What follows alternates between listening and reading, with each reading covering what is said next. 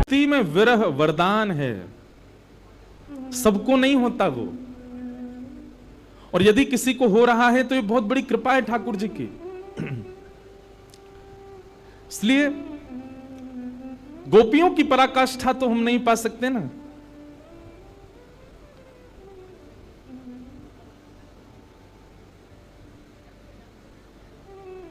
जड़ उदीक्षताम त्वाम पश्यताम, एक पद में गाया करता हूं कथा में। उस पद में श्री जी कहती हैं समस्त गोपियों से कि इस बार के कल्प में तो ब्रह्मा ठाकुर जी ने बनाया है, लेकिन जब अगला कल्प आएगा उस समय ब्रह्मा मैं बनाऊंगी। श्री जी कहती हैं, बोले अगली बार का ब्रह्मा मैं चयन करूंगी। तो सब गोपियां बोली तो वो ब्रह्मा, उसकी क्वालिटी क्या होगी ब्रह्मा की? बोले कि मैं उससे मानव कैसा बनवाऊंगी, सुनो। बोले कैसा बनवाएंगी? बोले उससे कहूंगी रोम रोम प्रति नैन बनाओ। बोले तुमने ये गलती के ये रोम बना दी, कितने सारे बाल हैं हमारे शरीर पर, इनकी आवश्यकता क्या, किसी काम के नहीं है। बोले इनका कोई प्रयोजन नहीं है, यदि इतनी आंख ब्रह्मा ने बना दी होती तो कितना अच्छा लगता। क्यों? अभी तो दो नेत्र से श्याम सुंदर को देखती हैं, फिर रोम रोम से श्याम सुंदर को देखती हैं। हमारी श्री जी की स्थिति अलग है। श्री जी कहती हैं सब गोपियों से रोम रोम प्रति नयन बन। अच्छा, हमारी किशोरी जी का भाव पता कैसा है? ठाकुर जी सामने होते हैं तो उनको घास भी नहीं डालती हैं, लेकिन जब ठाकुर जी कहीं दूर चले जाएं फिर उनकी महिमा मंडन ऐसा करती हैं। किशोरी जी के सन्मुख ठाकुर जी होते हैं तो किशोरी जी ऐसा बर्ताव, वैसे तो बड़ी सहज है, बड़ी सरल है हमारी श्री जी, पर ये ललता विशाखा करवाती हैं जबरदस्ती श्री जी से। तो किशोरी जी जब सामने ठाकुर जी होते हैं ना तो ऐसे, जैसे ठाकुर जी कभी पूछेंगे मैं कैसा लग रहा हूं, आहा, सूरदास जी कहते हैं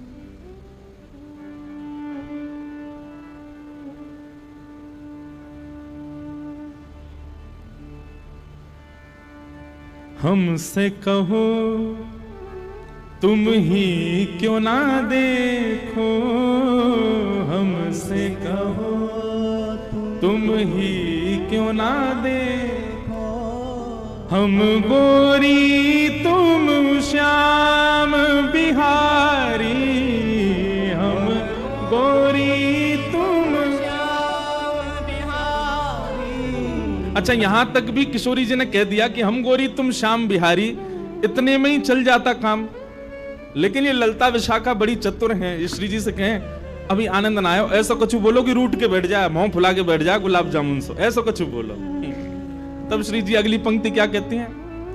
और सुनो श्याम सुंदर, आप पूछ ही रहे हो कि आप लग कैसे रहे हो, तो और सुनो। बोले नहीं नहीं, मैंने सुन लियो कि आप गोरी हैं, मैं श्याम हूं, बस इतना ही बहुत है। बोले नहीं नहीं, सुनो तो।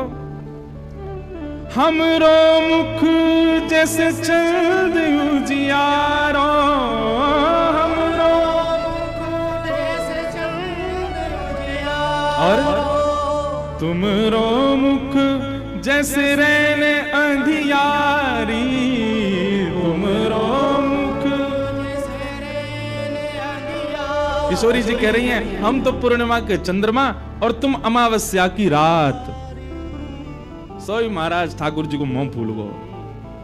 तो श्री जी जब सामने होते हैं ना ठाकुर जी, तब तो ऐसा बर्ताव करती हैं, लेकिन जब ठाकुर जी कहीं चले जाते हैं तो प्रेम का ये स्वरूप होता है। प्रेमी जब सन्मुख हो तो उसकी ज्यादा प्रशंसा नहीं होती। पत्नी अच्छा भोजन बनाए और पति से वो उसकी प्रतीक्षा ये रहती है कि परोस दें, और वो बस खड़ी रहती है कि ये भोजन पाए तो कुछ बोले, वो सुनने के लिए ही खड़ी रहती है। लेकिन पति का स्वरूप क्या, उसको अच्छा लगता है लेकिन फिर भी वो ज्यादा प्रशंसा नहीं करता। इसमें नींबू कम है, तुम यार मिर्च बहुत डालते हो, कम डाला करो, ये कर मुंह फुला के चली जाएगी। ये प्रेम का ही तो स्वरूप है। आप कहोगे आपको कैसे पता, आपका तो हुआ नहीं, हमारा नहीं हुआ, पर हम जितनों के बीच रहते हैं सबका हो रखा है, तो इसलिए अनुभव होता रहता है हमको। और सबसे बड़ी बात भैया, हम तो शामा शाम की लीला सुनते रहे, पढ़ते रहे, वहां में अनुभव हो गए। तो प्रेम का स्वरूप होता है, प्रेमी सन्मुख हो तो ज्यादा प्रशंसा नहीं होती। ठाकुर जी जब दूर चले जाते हैं तब श्री जी कहती हैं सब सखियों से, अगली बार विधाता मैं बनाऊंगी। तो ललिता विशाखा कहती हैं क्यों, देखी ना कैसे लग रहे श्याम सुंदर, कितने प्यारे लग रहे। विशाखा जी बोली जब सामने हूं मैं तो ऐसी बुराई करो और पीछे चले जाएं तो ऐसे इतनी बोले ना सामने कहूं ना हूं, ज्यादा इतरामल लगेंगे फिर, या हमारे पीछे से ही कह रही हूं अगली बार विधाता मैं बनाऊंगी और वह विधाता को नियम समझा दूंगी। रोम रोम प्रति नैन बनाऊं। सब सखी बोली आहा, रोम रोम से ठाकुर जी दिखेंगे। किशोरी जी बोली इतना ही नहीं, एक नियम और बनवाऊंगी। बोले कहा, एक टक रहे पलक न बनाऊं। बोले रोम रोम में नेत्र प्रकट करवाऊंगी और वे नेत्र भी बिना पलक वाले होंगे, ताकि श्याम सुंदर सामने आए तो हमारे नेत्र कभी झपके ही नहीं। आहा, सब सखियां जय जयकार करने लगी श्री जी की, श्यामा जी की। तब होंगे पूर्ण मनोरथ हमारे काम। श्री जी का ये पद है, तब हमारे मनोरथ पूरे होंगे जब रोम रोम से ठाकुर जी को हम निहार लेंगे। ऐसा प्रेम तो जिनको विरह है जीवन में, और विरह भी वृंदावन का, विरह भी श्री जी का, विरह भी ठाकुर जी का, आप भाग्यशाली हो। हम व्यास रूप में हैं इसलिए कुछ कह नहीं पाते, पर जब आपके नेत्रों में अश्रुबिंद ठाकुर जी के लिए देखते हैं ना, सही में इच्छा होती है आपको प्रणाम करें, क्योंकि आप बहुत भाग्यशाली हैं कि श्री जी की याद आती है, ठाकुर जी का स्मरण होता है और उनके स्मरण में आपके नेत्र सजल होते हैं। व्यक्ति के शरीर में सबसे बहुमूल्य यदि कुछ है तो वो है अश्रुबिंद, सबसे बहुमूल्य है। और वो यदि आप ठाकुर जी के लिए प्रस्तुत करते हैं तो आप सबसे बहुमूल्य वस्तु ठाकुर जी को दे रहे हैं। लेकिन हमारी एक प्रार्थना सुनो, रुदन सबके सन्मुख नहीं होना चाहिए, और विशेष रूप से ठाकुर जी के सामने तो बिल्कुल ही नहीं होना चाहिए। रुदन तो एकांत में होना चाहिए। ठाकुर जी की कथा चल रही है, लीला हम सुना रहे हैं, आप वृंदावन में राधा वल्लभ जी को देख रहे हो, तो इन स्थितियों में अश्रु प्रकट होना ये सामान्य बात है, हो ही जाएगा। कथा कई बार ऐसी होती है कि अत्यंत घोर नास्तिक व्यक्ति भी रोने लग जाता है कथा में बैठा बैठा। वो भाव एक अलग विषय है, परंतु नेत्रों के अश्रु एकांत में प्रकट हों, वो गोपनीय वस्तु है, वो सबको दिखाने के लिए नहीं है। क्यों? क्योंकि जब आप सब अब रुदन कर रहे हैं, आपके नेत्रों में अश्रु आ गए, और किसी व्यक्ति ने आपका अगर उपहास किया तो आपके भाव को ठेस पहुंचेगी, आपकी भक्ति में वो उसको नामापराध कहते हैं। नामापराध में एक अपराध यह भी है कि उस व्यक्ति के सामने अपने भाव प्रकट करना जिस व्यक्ति को ठाकुर जी से दूर दूर तक कोई संबंध नहीं है। इसलिए अश्रुबिंद आप रोक ना पाओ तो विषय अलग है, परंतु फिर भी प्रयास करो कि कथा में ठाकुर जी के सामने, वृंदावन में राधा वल्लभ राधा रमण जी के सामने तो प्रसन्न मुद्रा में जाओ, प्रसन्न भाव में जाओ। जब वहां से निकल के कक्ष में आ जाओ तब एकांत में रुदन करो। एकांत में रुदन होगा ना तो काऊ दिना आंसू पहुंचवे ठाकुर जी आ जाएंगे एकांत में, सबके सामने नहीं। आहा, मीराबाई का एक पद है, कब हूँ मिले पिया मोरा गोविंद, कब हूँ मिले पिया मोरा, पिया मोरा। इस पद में मीराबाई एक बात कहती हैं, व्याकुल प्राण धरत नहीं धीरज, व्याकुल प्राण धरत नहीं धीरज, कब देखूं मुख तोरा गोविंद, कब देखूं मुख तोरा गोविंद, कब हूँ मिले पिया मोरा, पिया मोरा, पिया मोरा। मिलवे को मोहे चाब खनेरो मिलवे को, चाब खनेरो हे मिलवे को मोहे चाब खनेरो मिलवे को चाब खनेरो। ओ ताप तपन बहु तोरा गोविंद, ताप तपन बहु तोरा गोविंद, कबहु मिले प्रिय मोरा, प्रिय मोरा, प्रिय मोरा। बंधुओं, ये ऐसे पद जो हम गाते हैं ना कथाओं में, इनको छांट छांट के लाया गया है कहां कहां से। इसलिए इनका संग्रह करो, इनको गाया करो एकांत में रह करके।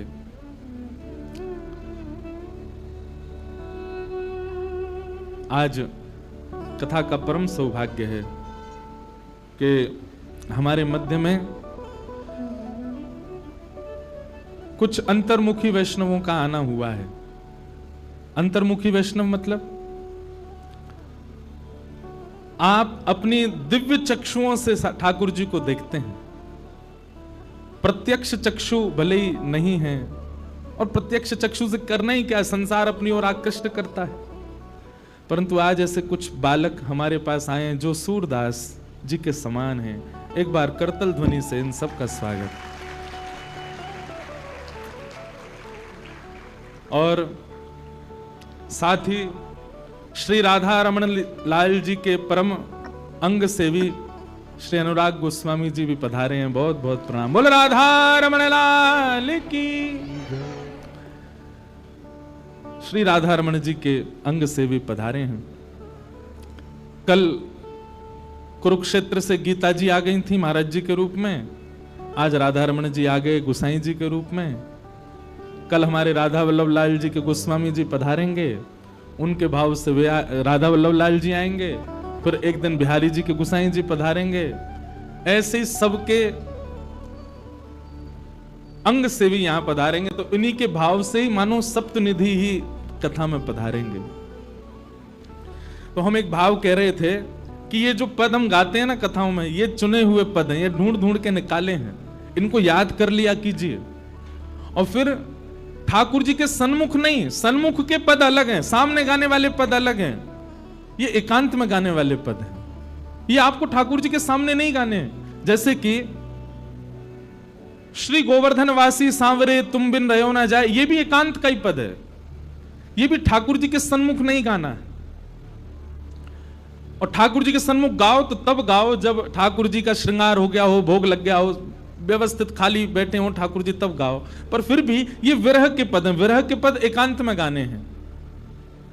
मंदिर में बैठ करके जो ठाकुर जी को सुनाने वाले पद हैं, उन पदों में लीला के पद गाओ। जहां किशोरी जी ठाकुर जी का मिलन हो रहा हो, कुंज विहार कर रहे हो, वन विहार कर रहे हो, ठाकुर जी किशोरी जी का श्रृंगार कर रहे हो, आदि आदि इस प्रकार के पद ठाकुर जी के सन्मुख गाने हैं। पर विरह के जो पद हैं इनको तो एकांत में गाना। और मीराबाई के तो अधिकतर पद एकांत में गाने वाले हैं। भले ही बाहर मंदिर में ठाकुर जी विराज रहे हैं, कमरा में जबरदस्ती आके वहां बैठ के गाओ, न कि दूर जाके गाओ। ठाकुर जी प्रसन्न होते हैं, ठाकुर जी चित्त में विराजमान होते हैं। तो हम विरह पे आज प्रारंभ कर रहे थे कथा। आज इतने सारे बालक आए हैं, ये सब हमारे सूरदास जी के समान हैं। सूरदास जी महाराज से किसी ने कहा, बोले कि ठाकुर जी ने आपको नेत्र नहीं दिए, फिर भी आप ठाकुर जी का इतना गुण गाते हो। अरे आपको गुण ना गा करके ठाकुर जी की शिकायत करनी चाहिए, ठाकुर जी से कहना चाहिए, बोले नाथ आपने मुझे नेत्र क्यों नहीं दिए, आप तो उनके गुण गाते हो। तो सूरदास जी महाराज बड़ा अच्छा उत्तर देते। सूरदास जी कहते, अरे भैया जे तो मुंह पे ठाकुर जी की बड़ी कृपा है कि उनने मुंह को नेत्र नहीं दिए। क्यों? बोले ठाकुर जी ने सबन को नेत्र दिए तो सब लोग पहाड़ भी देख सकें, समुद्र भी देख सकें, हरियाली भी देख सकें, लोगन की सुंदरता भी देख सकें, समाज भी देख सकें। और भैया मैंने सुनिए, देखवे ते सब लोग इधर देखो, ध्यान से सुनो। और मैंने सुनिए कि देखवे ते कई बार मन में आकर्षण आ जाए, वस्तु के प्रति, स्थान के प्रति, व्यक्ति के प्रति, कई बार मोह है जाए। सूरदास जी उत्तर दे रहे हैं। तो ठाकुर जी ने तो मुंह को नेत्र या मारे नाई दिए। बोले अरे सूरदास, तो को नेत्र दे दूंगा तो पूरी दुनिया को देखेगो, मैं तो को नेत्र नाय दे रहा हूं। क्यों? बोले इन नेत्रन से तू केवल मुंह को देखियो, संसार मत देखियो। संसार देख के कहा करेगो? या हमारे ठाकुर जी ने मुंह को नेत्र नाय दिए। वैष्णव का एक स्वभाव होता है, एक स्वरूप होता है कि वो अपने जीवन में घटने वाली हर स्थिति को सकारात्मक रूप से लेता है। कभी भी उसमें नेगेटिविटी नहीं देखता कि ऐसा क्यों हो गया, चलते चलते गिर गए, पंप में लग गई, अब रो रहे हैं, हमने कोई अपराध किया होगा तभी लगी। नहीं, वैष्णव कभी ये नहीं सोचता कि मैंने अपराध किया इसलिए लगी है। वैष्णव ये सोचता ठाकुर जी कुछ चाह रहे होंगे तभी लगाई है। ठाकुर जी को जो सोच रहे होंगे मेरे बारे में कुछ बढ़िया। और आप एक बात बताएं, इस प्रकार सोचेंगे तो फिर कोई लीला ही होगी आपके साथ। अब आप सोच के ये बैठ जाओ, अपराध बन गया है, कोई अपराध मुझने कर दिया है तभी ये हो रहा है, तभी ऐसा हो गया है, तो फिर वो अपराध का ही रूप ले लेगा। लेकिन मान लीजिए कि कोई अपराध से आपके साथ कुछ गलत हुआ, लेकिन आपकी भावना कहती है मैंने अपराध नहीं किया, ये तो ठाकुर जी की कोई लीला है, तो वो अपराध होगा भी तो लीला में परिवर्तित हो जाएगा। इसलिए वैष्णवों से प्रार्थना, कभी भी किसी भी स्थिति को, जीवन में आने वाली को आप नकारात्मक रूप से मत लो। उसके प्रति ये भावना मत रखो कि ये मेरा कोई, हमारा प्रारब्ध है। ठीक है, ये बात तो हम जानते हैं कि हमारा प्रारब्ध है, हमारे पूर्व जन्म का कर्म है, लेकिन अब आप वैष्णव हो चुके हो, अब आप वृंदावन से जुड़ चुके हो, अब आप तिलक धारण करते हो, कंठी माला धारण करते हो। इसका मतलब क्या है? आपके स्वभाव में कभी नकारात्मक भाव नहीं आना चाहिए। जो हो रहा है सब ठाकुर जी की कृपा है। ठाकुर जी जो कर रहे हैं वहां में सब लाल जी की इच्छा है, ऐसी भावना। तो आज द्वितीय दिवस कथा का, और प्रथम स्कंद से हम लोग कथा का प्रारंभ करें। आज प्रयास करेंगे कि श्री गोविंद देव जी और श्री मदन मोहन जी के प्राकट्य की कथा भी कथा में सुनावें। रूप सनातन गोस्वामी। बोलो वृंदावन बिहारी लाल की। कथा क्रम प्रारंभ करते हैं, इसी बीच में फिर चर्चा करेंगे। जन्माद्यस्य यतोऽन्वयादितरतः चार्थे स्वविज्ञस्वराट् तेने ब्रह्म हृदय आदि कवये मुह्यन्ति यत्सूरयः तेजो वारि मृदां यथा विनिमयो यत्र सर्गो मृषाः धाम्ना स्वेन सदा निरस्तकुहकं सत्यं परम धीमहि। भागवत जी का पहला श्लोक है। श्रीमद् भागवत जी का पहला श्लोक बहुत कठिन है, सबसे कठिन 18,000 श्लोकों में सबसे कठिन श्लोक है, सबसे पहला श्लोक। कठिन श्लोक किस रूप में? इसका अर्थ समझना बहुत मुश्किल है। अनेक टीकाकारों ने हजारों अर्थ किए एक ही श्लोक के। संपूर्ण राम कथा, संपूर्ण कृष्ण कथा, संपूर्ण शिव चरित्र, संपूर्ण देवी भागवत सब है एक ही श्लोक में। ऐसा अद्भुत श्लोक है। लेकिन हम हमारी मति में जितना समझ में आ जाए उतना भाव समझने का प्रयास करेंगे। बहुत ध्यान से सुनिएगा। जन्माद्यस्य यतोऽन्वयादितरतश्चार्थे सुविज्ञस्वराट्।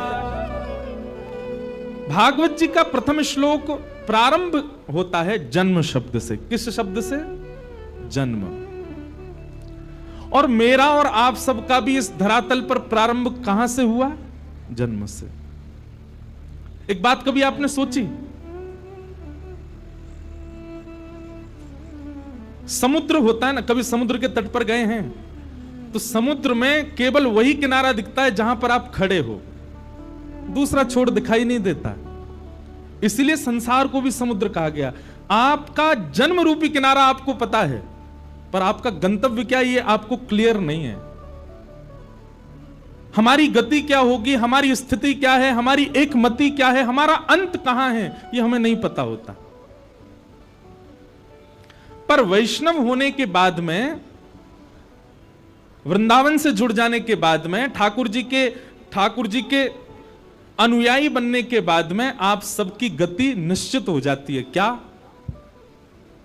कृष्णात् परम किमपि तत्त्वमहं न जाने। हम सबकी गति क्या है?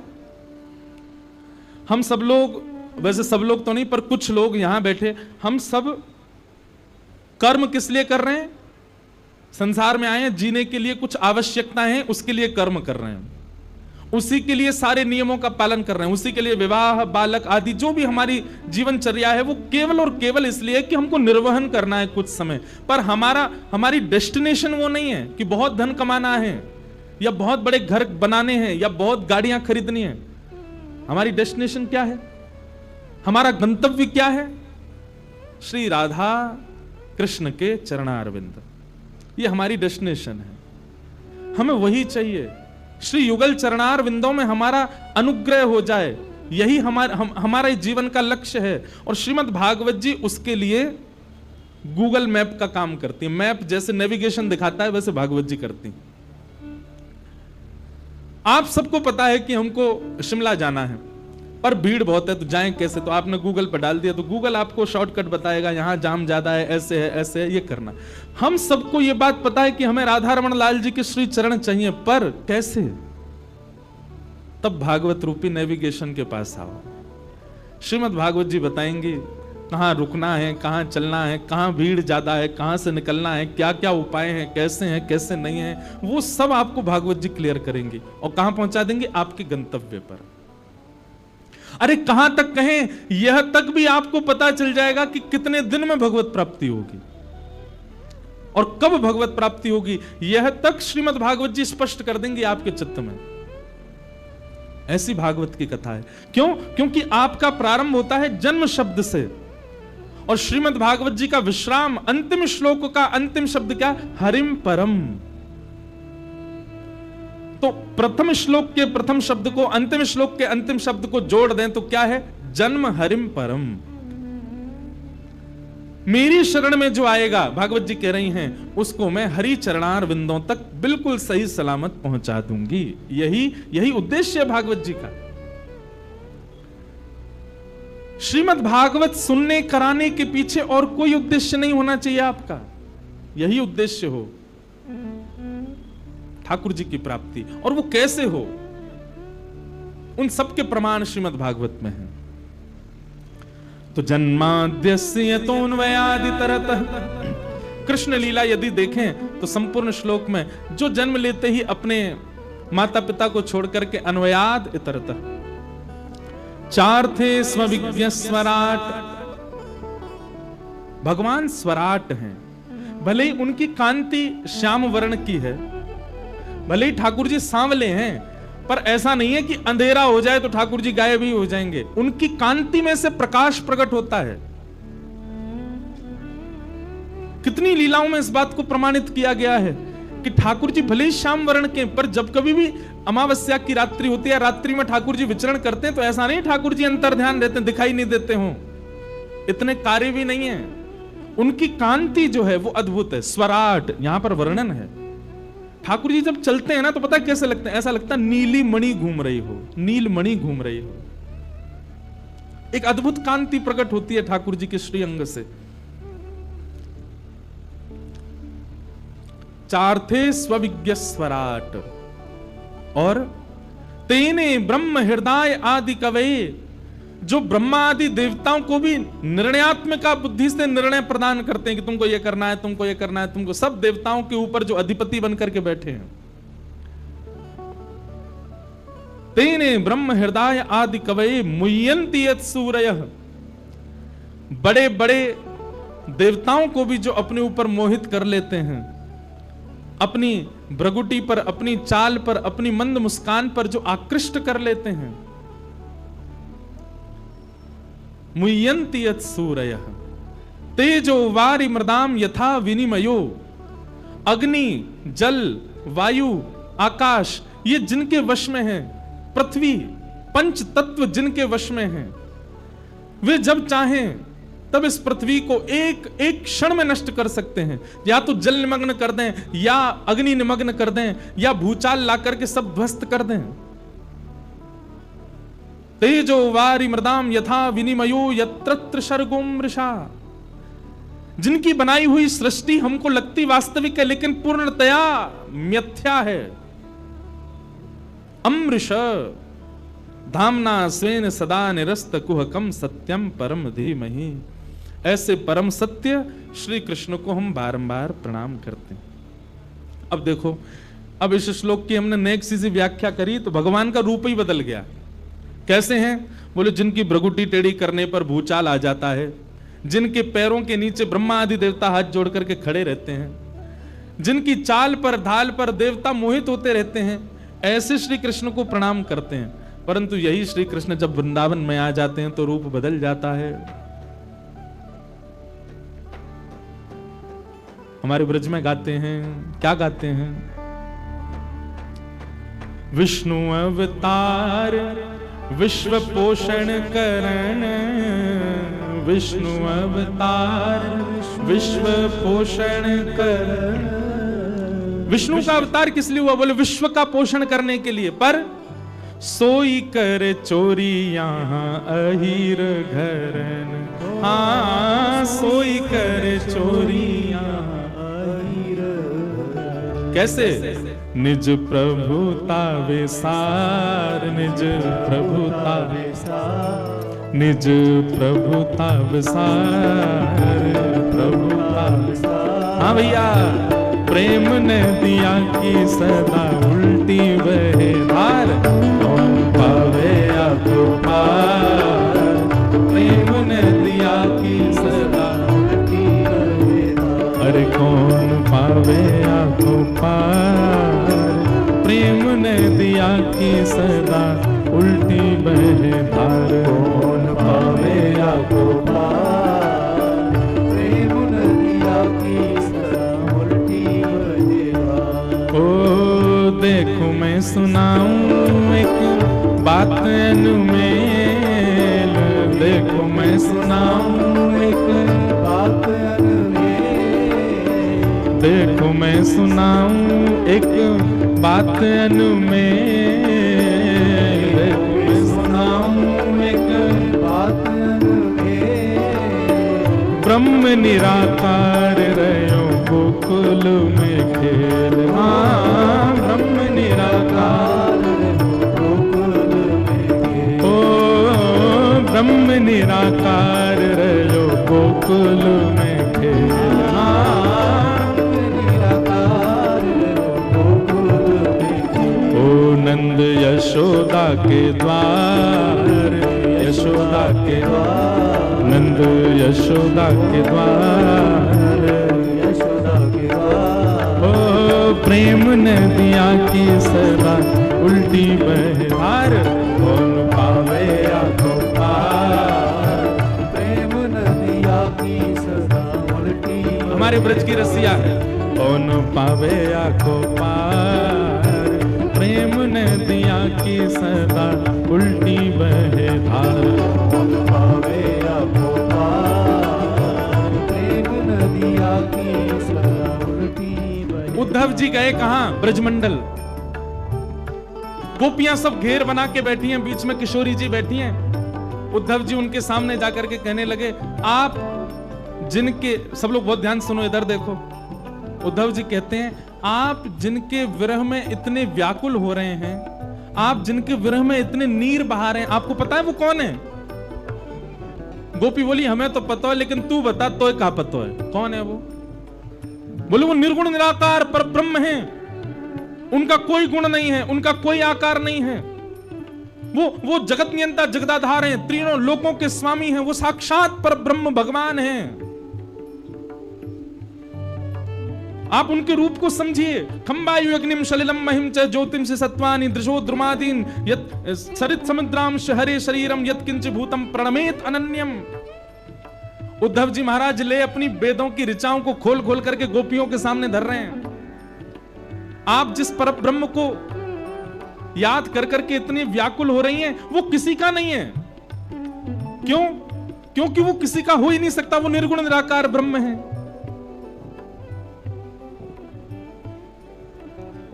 जब उद्धव जी कहते कहते कहते कहते मुंह सूख गया उद्धव जी का, तब गोपियों ने एक बात कही, उसी को हमारे सूरदास जी ने एक पद में गाया है।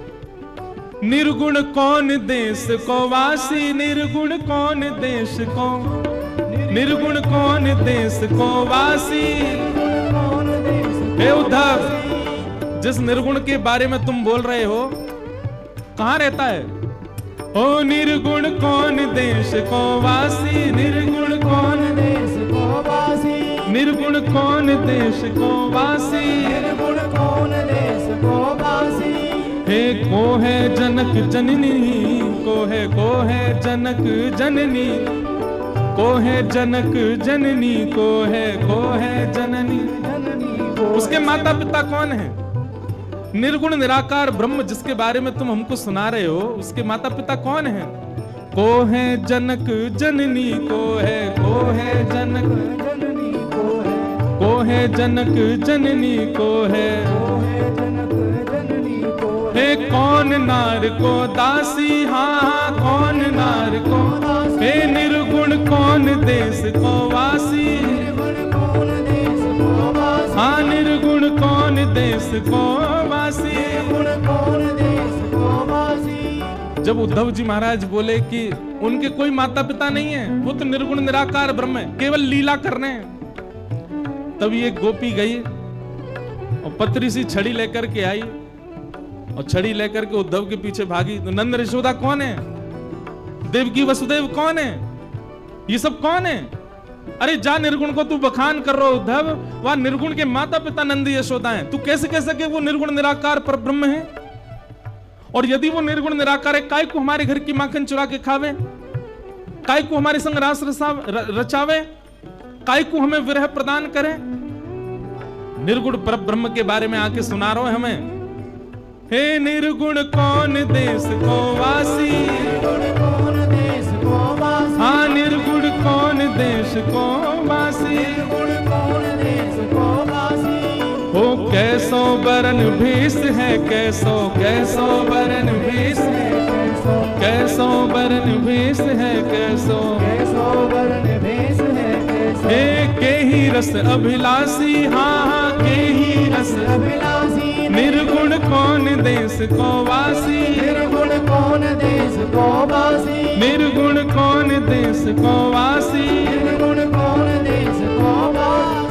हे सुनत कौन है रयो है ठगयो, सुनत कौन है रयो, सुनत कौन है रयो है ठगो, सुनत कौन हे सूर सबई मति नाशी, हाँ सूर सबई मति नाशी। हे निर्गुण कौन देश को वासी, निर्गुण कौन देश को, हाँ निर्गुण कौन देश को वासी, निर्गुण कौन देश को वासी। हे प्रेम नदिया की सदा उल्टी बह धार, प्रेम नदिया की सदा उल्टी बह धार।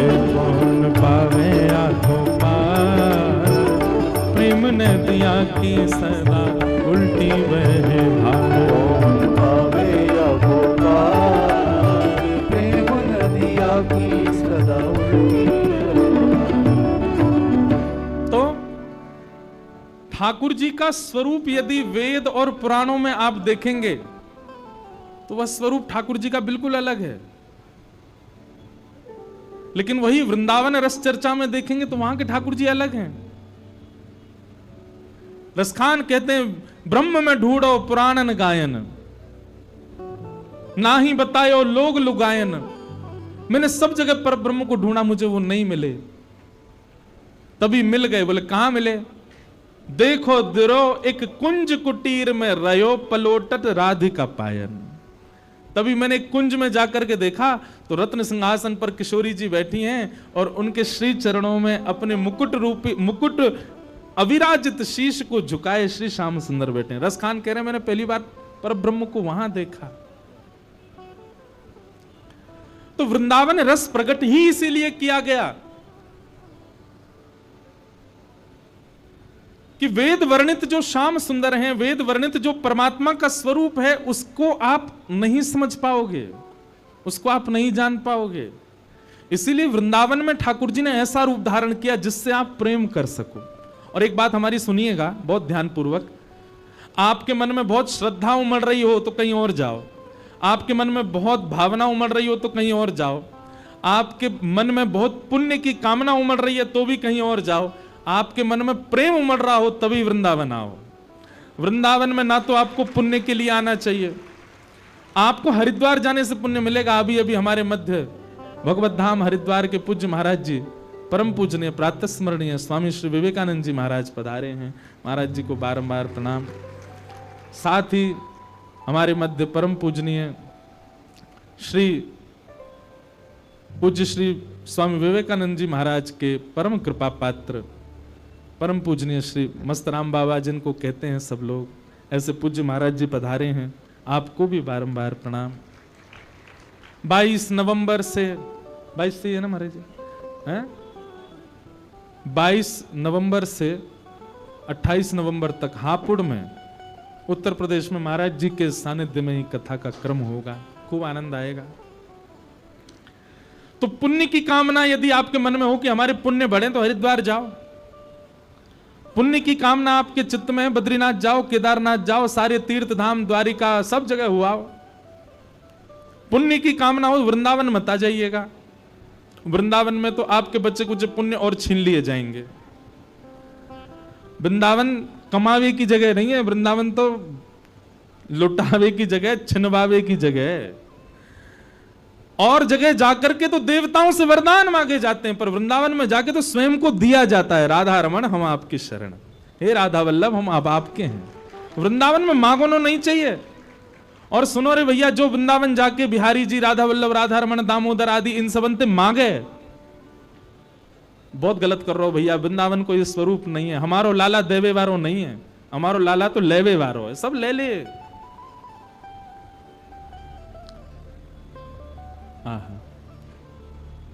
सब ले ले। श्री मदन मोहन लाल जी के प्राकट्य की कथा जो है उसमें एक भाव आता है। रूप सनातन गोस्वामी ये दोनों आपस में भाई थे। सब लोग इधर देखो, सावधानी से सुनो। रूप गोस्वामी जिन्होंने श्री गोविंद देव जी को प्रकट किया, और सनातन गोस्वामी जिन्होंने मदन मोहन जी को प्रकट किया। सप्तनिधि का पद आप सबको याद ही है, उसमें प्रथम गोविंद हैं, दूसरे मदन मोहन हैं।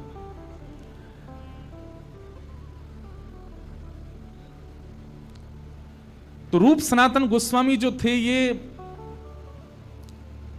बांग्लादेश के गौड़ देश के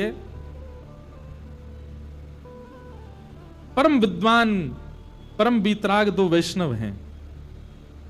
बहुत ध्यान से सुनो।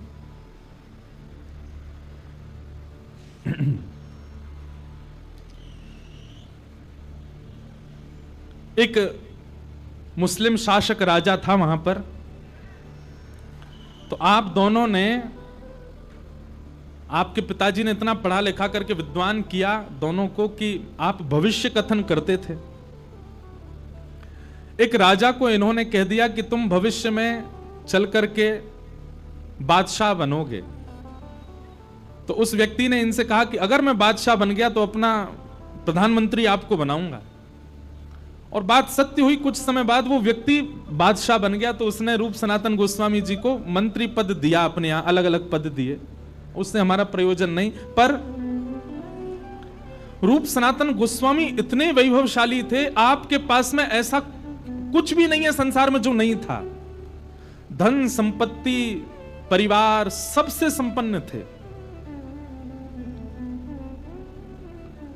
बस एक दिन की बात, दो कारणों से आप वृंदावन चले गए। और वो दो कारण कौन से हैं? पहला कारण, एक बार आप लोग दोनों हिसाब किताब कर रहे थे। तो हिसाब किताब करने में इतना समय लगा, कुछ हिसाब बैठ नहीं रहा था। दोनों थक गए। तो एक सेवक को बुला करके आपने कहा कि सुनो, हमारे लिए शरबत बना के लाओ।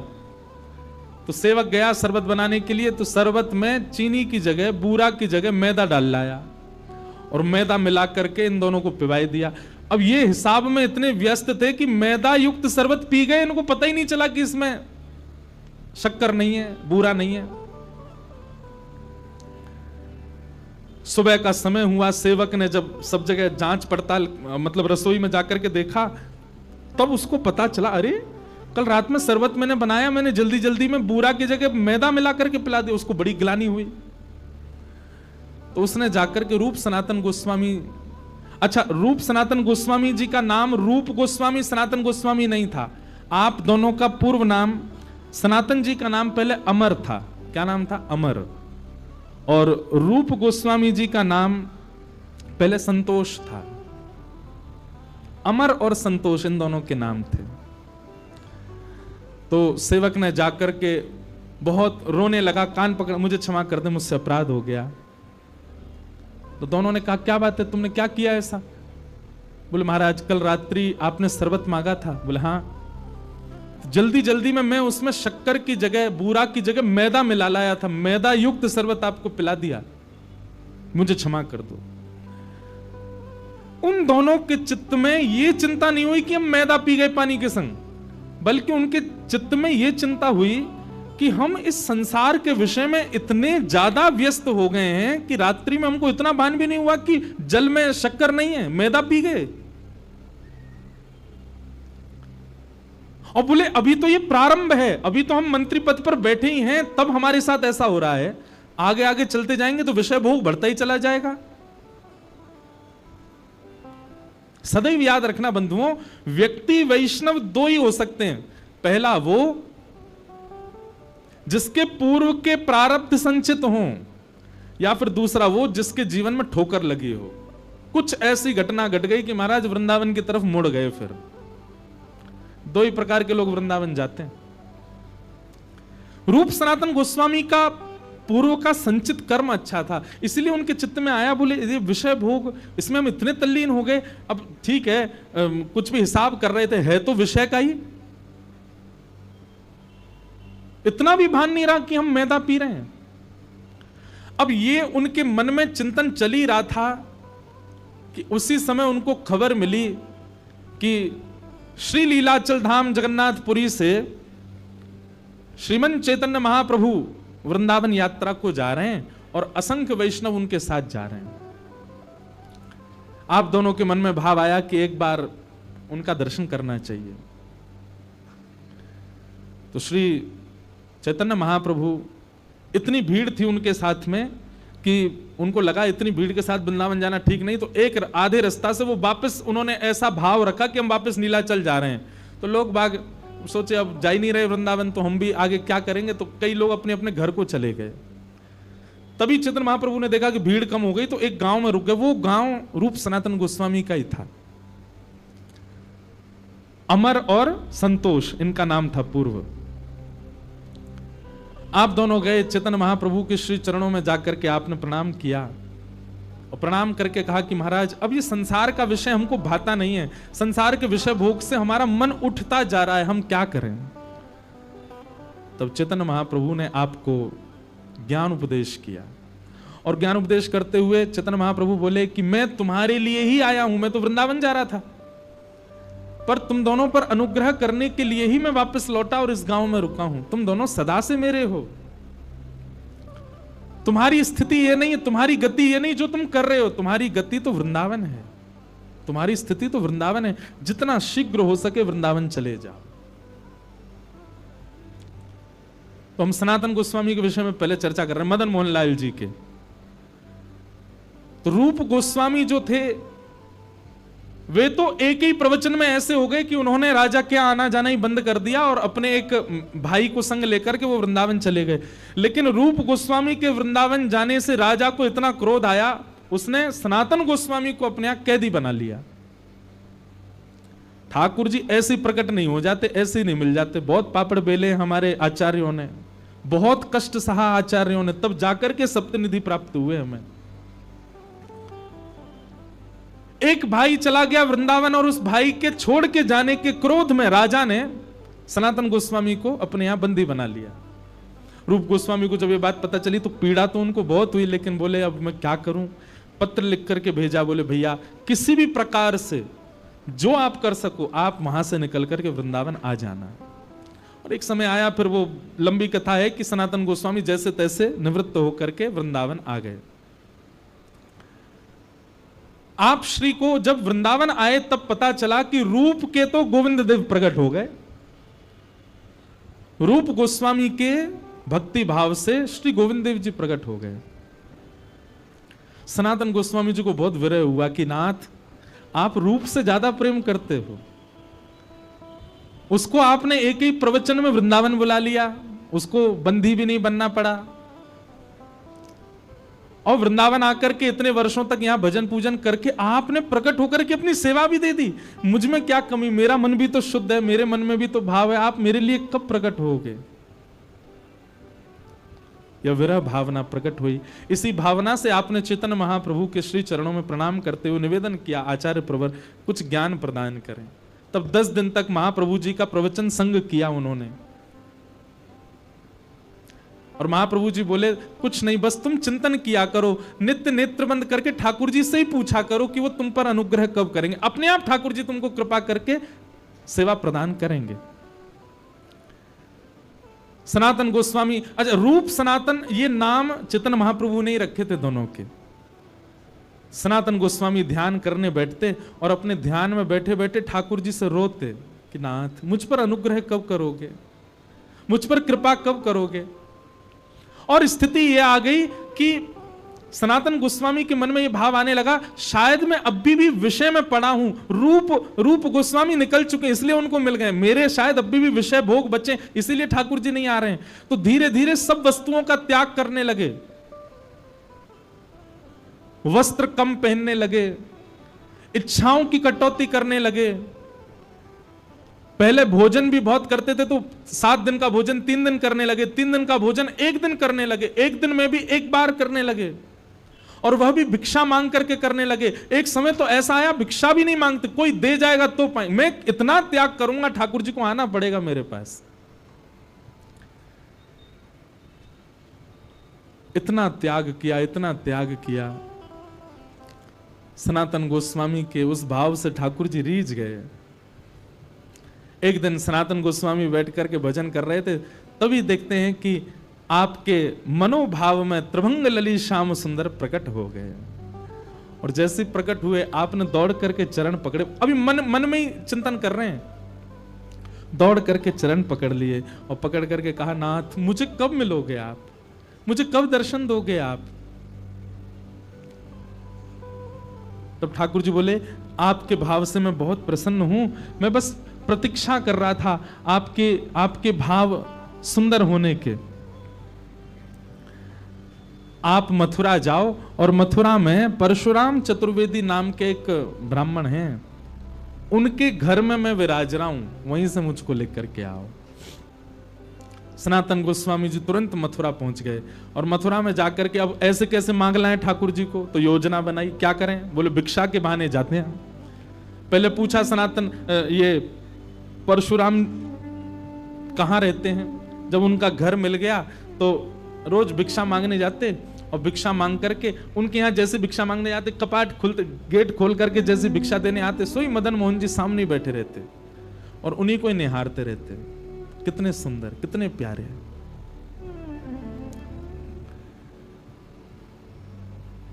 पहले ही ठाकुर जी चित्त में आकर के बता चुके हैं कि मैं उनके घर से तुम्हारे पास आऊंगा। सनातन गोस्वामी की स्थिति कभी विचार करो बंधुओं, वे अपने हृदय के ठाकुर को दूर से निहारते हैं, पर ऐसे मांग के ले जा नहीं सकते। किसी के ठाकुर को कैसे मांगोगे। आकर के रुदन करते और ठाकुर जी से प्रार्थना करते आप ही कुछ करो ना, मैं कैसे मांग के लाऊं आपको। भगवान बोले स्वप्न में आकर के बोले कल जब वो मैया भिक्षा देने आएगी तो उससे थोड़ा संवाद करना। क्या संवाद करूं। बोले बस मेरी सेवा का भाव पूछना, उसी से ही कोई योजना बनेगी। तो सनातन गोस्वामी दूसरे दिन गए, भिक्षा मांगने लगे, तो मैया एक बूढ़ी मैया आती थी भिक्षा देने। जैसे भिक्षा देने लगी तो सनातन गोस्वामी बोले मैया इनकी सेवा कैसी है, कैसी सेवा करती हो, आनंद आता होगा खूब। मैया अपना सिर पकड़े, बोले बाबा दूर ही देख लो, ये दूर ही प्यारो लगे, जाके घर में आ जाए, जाके चित्त में आ जाए, जाके जीवन में आ जाए, बाको सब कुछ लुटवाए दे। मेरो इतनो बड़ो घर, मेरो इतनो बड़ो परिवार सब छुड़वाए दियो जाने। मेरो परिवार बिखर गयो, मेरे बालक बिखर गए, सब मुझसे दूर रहते चले गए। और सुनो बाबा, मेरो तो सब लुटवाए दियो, अपने सबरे खजाने भर लिए जाने, अपनी पोशाक, अपनो श्रृंगार, अपनो मुकुट, अपनो ही सिंहासन, सब अपनो ही भरतो चलो गो है। बाबा दूर ते देख लियो या लेवे को मत बनाइयो, सब लुटवाए देखो। सनातन गोस्वामी बोले, माँ आप हमारी ओर जरा दृष्टि डाल के देखो, हमारे पास कुछ लगता है आपको? हम पहले ही सब छोड़ चुके हैं, हमारे पास तो केवल एक लंगोटी है बस, इसके अलावा कुछ नहीं है। ये अगर आ भी गए हमारे पास में तो हमारा क्या छुड़वाएंगे, बचा ही नहीं कुछ भी। परिवार हमने छोड़ दिया, भोजन हमने छोड़ दिया, इच्छाएं हमने त्याग दी। अरे एक कुटिया किसी ने बना के दे दिया, नहीं तो मैं तो वृक्ष के नीचे रहता था, घर भी नहीं। और जबकि ये रूप सनातन गोस्वामी बड़े संपन्न परिवार से थे बंगाल में, सब छोड़ छाड़ के आ गए। बोले मैया सब तो छूट गया, अब क्या छुड़वावेंगे ये मेरा? और मैया आप इतनी परेशान हो, आपको बहुत परेशान कर रहे हैं, तो आप इनको मोकू दे दो। मैया बोली बाबा भले ही सब कुछ छुड़वाई दियो यानी मेरो, लेकिन दूंगी ना है, रहेगो मेरे पास ही। सनातन गोस्वामी बोले तो बोले अब क्या चाह रही हो, क्या छुड़वा मैं आपके? प्राण छूट जाएंगे तब दोगी हमें? अब आपका भी मैया सब चला गया, प्राण ही बचे हैं बस। और सोचो कहीं आपके प्राण चले गए और फिर उसके बाद आपके दूर के रिश्तेदारों ने आकर के विवाद किया, इनके गहना सोना सब चुरा के ले गए, तो आपको वैकुंठ जाकर के बहुत कष्ट होगा मैया कि मैंने इतनी संपत्ति बढ़ाई मदन मोहन जी की, सब मेरे परिवार के लोग लूट ले गए। इससे बढ़िया प्राण जामे वासे पहले पहले इनको कहीं व्यवस्थित कर जाओ। मैं ना कह रहा हूं मुझे देख के जाओ, पर देख लियो मेरे पास कुछ है नहीं, मैं रख लूंगा इनको। मैया बोली विचार करूंगी। रात्रि में स्वप्न में मैया के स्वप्न में ठाकुर जी आ गए और मैया से आके बोले मैया तू कैसी है? बोले इतने वर्ष है गए मुझे सेवा करते भय, आज तक स्वप्न में आके तुमने यो ना पूछी कैसी है? पति चलोगो, परिवार चलोगो, बालक चले गए, सब संपत्ति चली गई मेरी, कभी नहीं पूछ, अब क्यों पूछवे आए हो? कहा चाहिए सीधे सीधे बताओ।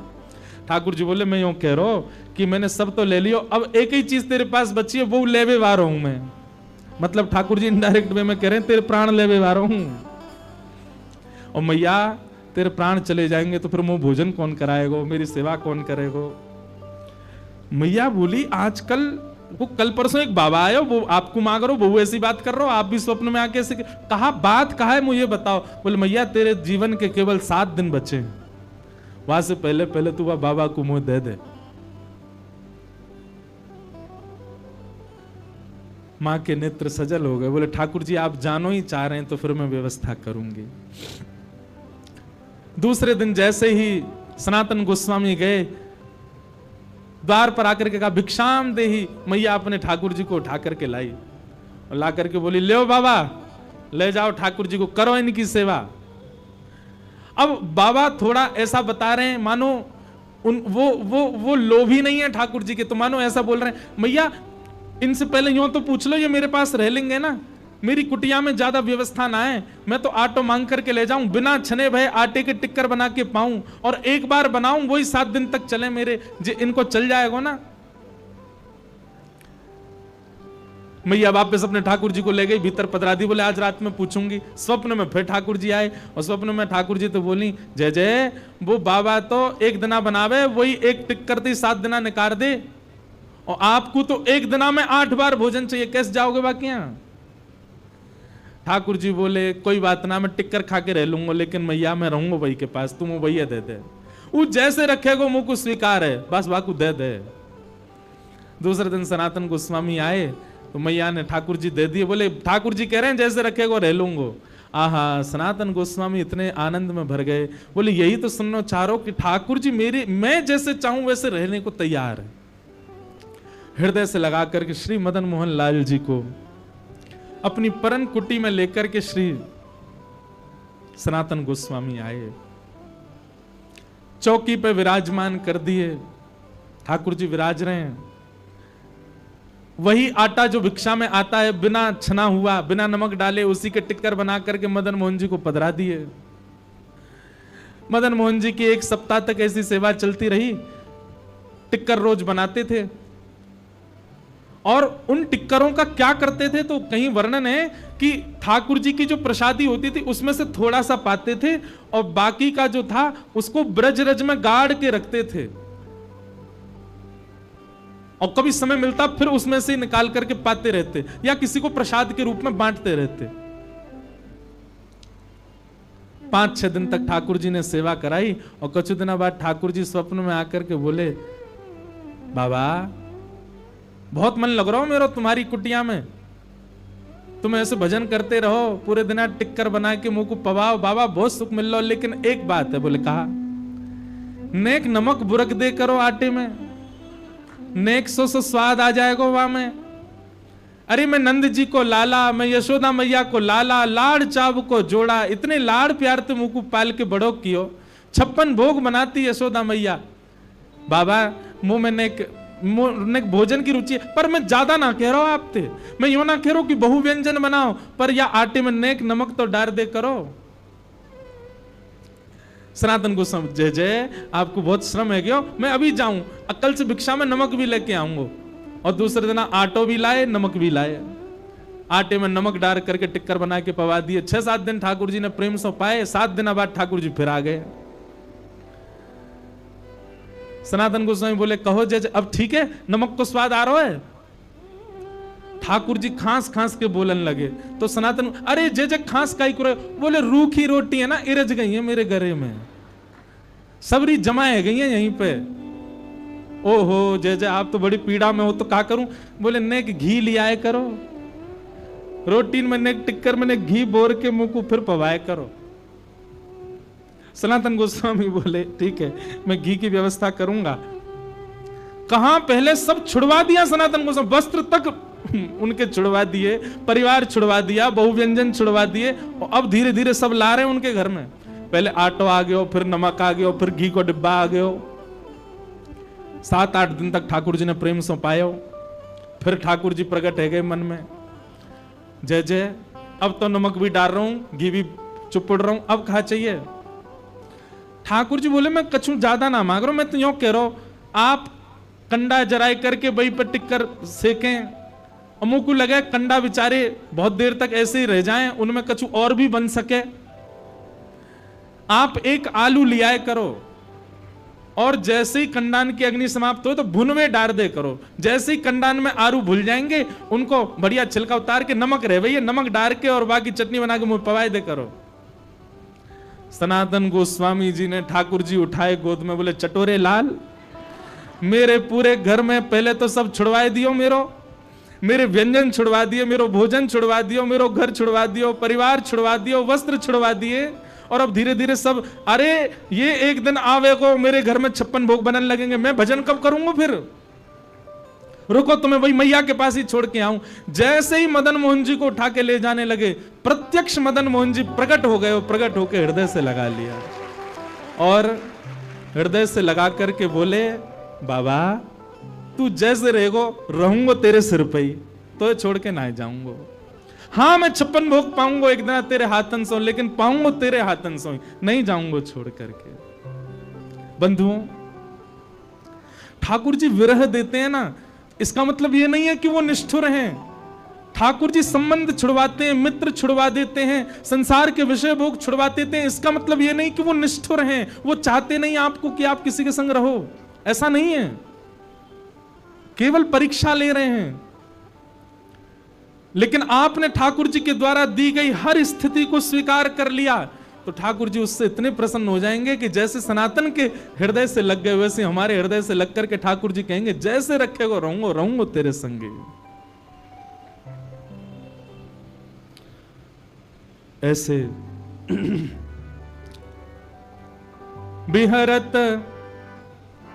बिहरत निस दिन कुंज गलन में, ब्रज जन मन सुख धाम, मदन मोहन को रूप निरख के मदन मोहन को रूप निरख सनातन बल बल जाए। वृंदावन प्यारो वृंदावन, वृंदावन प्यारो वृंदावन। बोलो मदन मोहन लाल की। बड़े प्यारे ठाकुर हैं हमारे वृंदावन के। अब करौली राजस्थान में विराजते हैं। तो देखो सनातन गोस्वामी जी की कथा से आपने क्या सीखा? भगवत प्राप्ति के लिए, ठाकुर जी प्राप्त हो उसके लिए सबसे पहले क्या आवश्यक है? एक गुरु, सदगुरु का संग। चैतन्य महाप्रभु यदि कभी सनातन गोस्वामी के जीवन में नहीं आते तो शायद उनको कभी भगवत प्राप्ति नहीं होती। लेकिन गुरु कैसा होना चाहिए? गुरु वही जो हरि सो मिलावे, गुरु वही जो वृंदावन में बसावे, गुरु वही जो हरि की राह दिखावे, जो भगवत भावों को आपके चित्त में स्पष्ट करे, वो गुरु होना चाहिए। ऐसे गुरु सनातन गोस्वामी को प्राप्त हुए। तो सबसे पहले गुरु आश्रित। और गुरु आश्रय भी कैसा? चैतन्य महाप्रभु ने कहा कि वृंदावन चले जाओ, तो अपनी राजकीय संपदा को छोड़ करके चले गए वृंदावन। रूप सनातन गोस्वामी जी का जब मैं चरित्र पढ़ रहा था तो उनके परिवार के बारे में भक्तमाल जी में ऐसा वर्णन किया है, उस काल में, उस समय में वहां सुख था उनके पास जो बड़े बड़े राजाओं के पास नहीं था। सब छोड़ करके आ गए वृंदावन। और यह बात स्पष्ट है, जाके चित्त में यह भावना हो कि हमें श्री राधा रमण प्रत्यक्ष मिले, तो हरिराम व्यास जी की इस पंक्ति को याद रखिएगा, कनक कूट को टिक लग तजिए भजिए कुंवर कन्हैया, वृंदावन सा चौधन भैया। जब तक आपके जीवन में वृहद त्याग नहीं होगा तब तक ठाकुर जी नहीं मिल सकते। ये बात लिख लीजिएगा। हम लोग नेक नेक से त्यागन पर ठाकुर जी को मांग रहे हैं। ठाकुर जी आपके लिए मैंने जो है प्याज लहसुन छोड़ दी, ठाकुर जी आपके लिए मैंने व्यसन करना छोड़ दिया, आपके लिए मैंने ये सब करना। आप केवल जिह्वा की वस्तुओं के त्याग कर पा रहे हैं। भगवत प्राप्ति के लिए त्याग पूछना भी नहीं है, बस त्याग दो। बोले जा से मुझे ठाकुर जी मिले, मुझे वो करना है। मीराबाई का जो पद आप सब गाते हैं, मैं बैरागन होंगी, उस पद में जो अंतरा है उसमें क्या कहती है मीराबाई? तो कुसुमल साड़ी रंगावा। मतलब अगर कोई कह दे कि अरे मीरा खूब सुंदर श्रृंगार कर तभी श्याम सुंदर रीझेंगे, तो कोई कह जाता ना तो मीराबाई अपनी बुद्धि नहीं लगाती, अच्छा श्रृंगार से रीझते हैं, बोले अच्छा तो फिर तो मैं बहुत सुंदर श्रृंगार करूंगी। और तभी संत महापुरुषों को मीराबाई देखती तो इनसे कहती, आप लोगों ने श्रृंगार क्यों नहीं किया? श्याम सुंदर तो श्रृंगार से रीझते हैं, आप इतने सामान्य बने क्यों घूमते हैं? बोले नहीं नहीं, ठाकुर जी भगवा भेष से रीझते हैं। कहो तो भगवा भेष, कहो तो मोतियन मांग भरावा, और कहो छिटकावा केश। अगर कोई कह जाए कि केश दान कर दो ठाकुर जी तब मिलेंगे, तो मीराबाई उसके लिए भी तैयार हैं। क्यों? जिन भेषा मारो सावरो रीझे, जिन भेषा मेरो गिरधर रीझे, मैं सोही भेष धरूंगी, हो मैं तो सोही भेष धरूंगी, हो मैं बैरागन होंगे, मैं बैरागन होंगी, हो मैं बैरागन होंगी, मैं बैरागन होंगी। तो बाला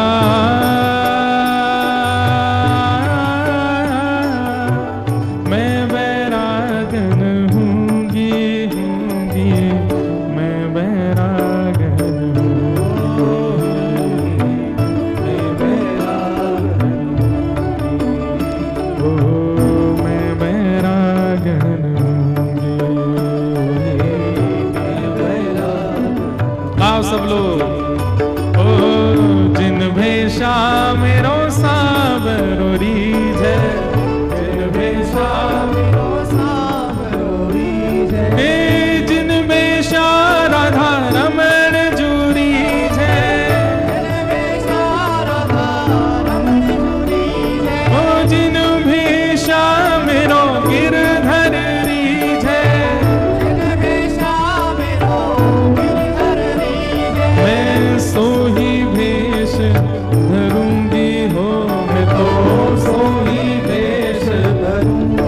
अरे हाँ मैं तो सो ही वेश धरूंगी हो, मैं तो सो ही वेश धरूंगी। अरे हाँ मैं बैरागन होंगे, मैं बैरागन हो, मैं बैरागन होंगे, मैं बैरागन। श्री राधा रमण लाल की।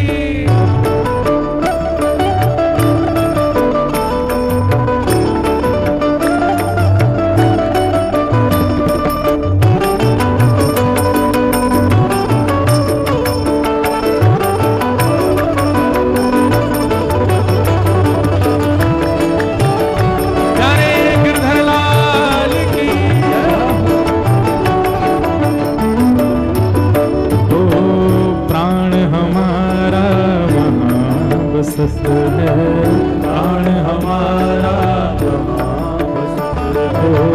प्राण हमारा वहाँ बसत है, प्राण हमारा वहाँ बसत है। ओ यहाँ तो खाली को, यहाँ तो खाली को। सही बताइयो, आप सब लोगन के प्राण वृंदावन में ही बसे ना, बस शरीर ते रह रहे हो चंडीगढ़ में, प्राण तो सवन के वृंदावन में ही है। ओ प्राण हमारा वहाँ बसत है, प्राण हमारा वहाँ बसत है। ओ यहाँ तो खाली को, यहाँ तो खाली को।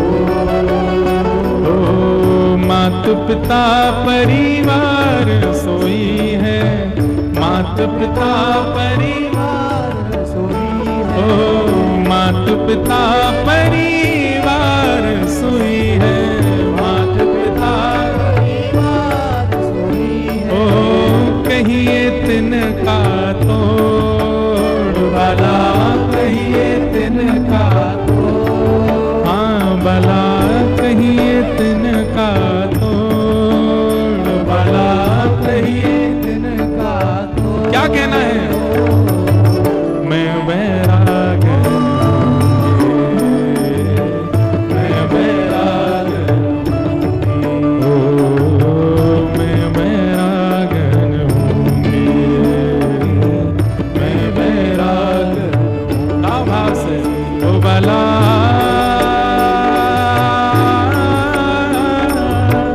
मैं बैरागन होंगी, होंगी, मैं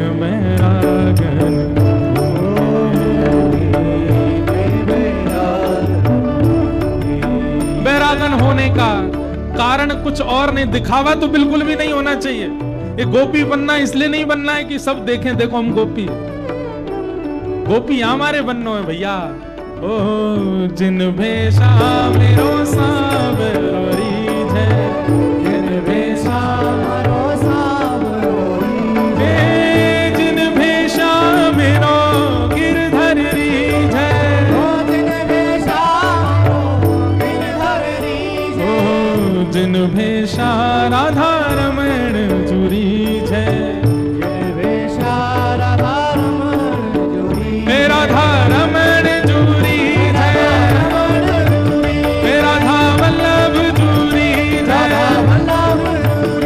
राधा रमण जुरी है, ओ प्यारो गिरधर रीझ है, वृंदावन रीझ है, ब्रजवासी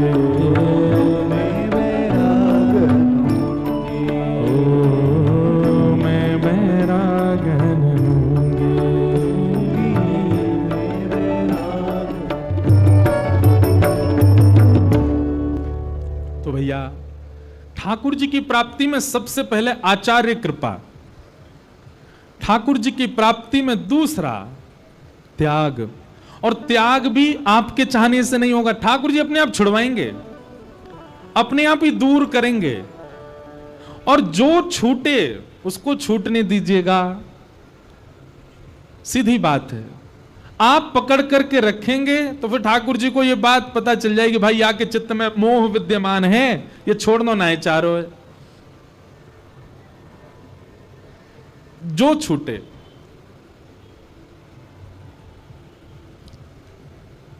और मेरे को एक के बाद एक पद याद आते रहते हैं तो मन होता है पद ही गाऊं। अच्छा, ये सब जो सारी कथाओं में नहीं होता, ये कहीं कहीं होता है, एक के बाद एक पद याद आते हैं, कहीं कहीं होता है। ब्रज के अंतरंग भाव सब जगह प्रकट नहीं होते कथा में। एक पद मैं गाता हूं, उस पद में एक पंक्ति आती है, घर का प्राणी कहा ना माने, मन मन खुशी मनाऊं। घर का प्राणी कहा ना माने, मन मन खुशी मनाऊं। हे नाथ, आपकी बड़ी कृपा है। क्यों? घर के लोग मेरी बात ही नहीं मानते। आपके घर के लोग आपकी एक बार कही गई बात पर तुरंत पालन करते हैं तो समझो अभी ठाकुर जी ने स्वीकार नहीं किया। ठाकुर जी स्वीकार कर रहे हैं जी, कैसे पता चले? बोले जो कहो घर में सब लोग लड़ने बैठ जाते हैं, बोले ये नहीं होगा, ऐसे नहीं होगा, ये नहीं होगा। आपकी बात कोई नहीं माने तो यूं समझो, हाँ कोई नहीं मान रहे हो तो या को मतलब सबके प्रति जो मोह है ठाकुर जी उसको कम कर रहे हैं। मारा गिरधर लाल थारो नचायो नाचू रे, मारा नट राजा थारो नचायो नाचू। बोलो मदन मोहन लाल की। तो ऐसे श्री मदन मोहन लाल जी सनातन गोस्वामी को प्राप्त हुए। और रूप गोस्वामी को कैसे प्राप्त हुए वो विश्राम जब कर रहे होंगे कथा का तब सुनाएंगे, और फिर उसके बाद उत्सव मनाएंगे। तो इस प्रकार श्री मदन मोहन जी प्रकट भये। तो मैं इस विषय पर लेकर के आया था कि ठाकुर जी जीवन में आएंगे तो सब छुड़वा देंगे। ये बात पहले ही पक्का करके रखना। आप छूटेगा, और छूटेगा का मतलब ये नहीं कि घर से बेघर रह जाओगे, खाने पीने को नहीं मिलेगा, ऐसा नहीं। छूटेगा मतलब आपके चित्त में जो भावना थी उन सब के प्रति वो कम होने लग जाएगी। रहोगे घर में ही, रहोगे बहुव्यंजनों के बीच में ही, रहोगे पार्टीज में ही, रहोगे ऐसे लोगों के बीच में, पर आपका चित्त नहीं होगा कि अब मन उठ चुका है मेरा, अब ये सब इच्छा नहीं है। तब समझो हाँ ठाकुर जी कृपा है रही है। कई लोग घबरा गए, बोले महाराज जी घर से बेदखल होंगे तभी वृंदावन स्वीकार करेगो, जैसे रूप सनातन हो गए। तब का समय अलग था, पर हाँ यह भी हो जाए तो बड़ी बात नहीं है, यह भी हो सकता है। पर मूल बात यह है कि आपका चित्त भर जाएगा सब चीजों से। ये ठाकुर जी करते हैं। तो सनातन गोस्वामी को इस प्रकार ठाकुर जी प्राप्त भये। ऐसे ठाकुर जी वृंदावन में विराज रहे हैं। तो निर्गुण निराकार ब्रह्म को समझना बहुत मुश्किल, वृंदावन वाले ठाकुर जी को समझना भी आसान तो नहीं है, पर वे यदि समझ में आने लगे तो संसार छूटेगा, संसार से निवृत्ति होने लग जाएगी। ऐसे श्री कृष्ण को हम प्रणाम करते हैं। अब भागवत जी के द्वितीय श्लोक में विषय, अधिकारी, संबंध और प्रयोजन 4 बातें बताई गई, बहुत ध्यान से सुनना। कि धर्म प्रोजित कई तवोत्र परमो निर्मत्सराणां सतां, वैद्यं वास्तवमत्र वस्तु शिवदं तापत्रयोन्मूलनम्। श्रीमद्भागवते महामुनि कृते किंबा परैरीश्वर, सद्यो हृद्यवरुध्यते त्रिकृतभिः शुश्रूषुभिस्तत्क्षणात्। बहुत सावधानी से सुनो। सबसे पहला भागवत का विषय क्या है? कहीं जाते हैं तो उस स्थान का कुछ ना कुछ प्रभाव आपके ऊपर होता है। भागवत जी के कई प्रभाव हैं, परंतु एक विशेष प्रभाव होगा कथा सुनने से। वो क्या है? तो कहते हैं धर्म प्रौजित कई तवोत्र परमो। आपके चित्त में परम धर्म करने की बहुत इच्छा प्रकट होगी। परम धर्म किसको कहते हैं? दो बातें होती हैं, धर्म और परम धर्म। अभी आप लोग बिजनेस करते हो, जॉब करते हो, हमारे विपराग जी सिंगिंग करते हैं, पायलट प्लेन उड़ाता है, आप जो कुछ भी अपने घर परिवार के पालन पोषण के लिए करते हो, सही तरीके से, गपलेबाजी से नहीं, सही तरीके से जो क्रिया करते हो वो सब धर्म कहलाता है। वो सब आपका धर्म है। वो पहले है, बाकी सब बाद में है, क्योंकि उससे आपका संसार चल रहा है। जिससे आपका संसार चल रहा है, जिससे आपका घर चल रहा है, जिससे आपकी प्रतिष्ठा, आपका ऐश्वर्य, आपके परिवार का पालन पोषण हो रहा है, वो सब धर्म कहलाता है। और परम धर्म क्या होता है? तो सीधा उदाहरण है, जिस क्रिया से हमारा तन, हमारा शरीर पुष्ट होता है वो धर्म है, और जिस क्रिया से हमारी आत्मा पुष्ट होती है वो परम धर्म है। सुन रहे हैं?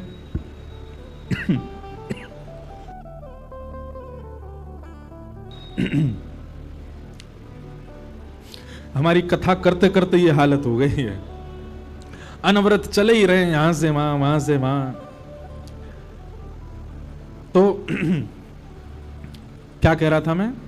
धर्म और परम धर्म, जिससे आपका संसार पुष्ट हो रहा है, जिससे आपका तन पुष्ट हो रहा है, वो सारी क्रिया धर्म है।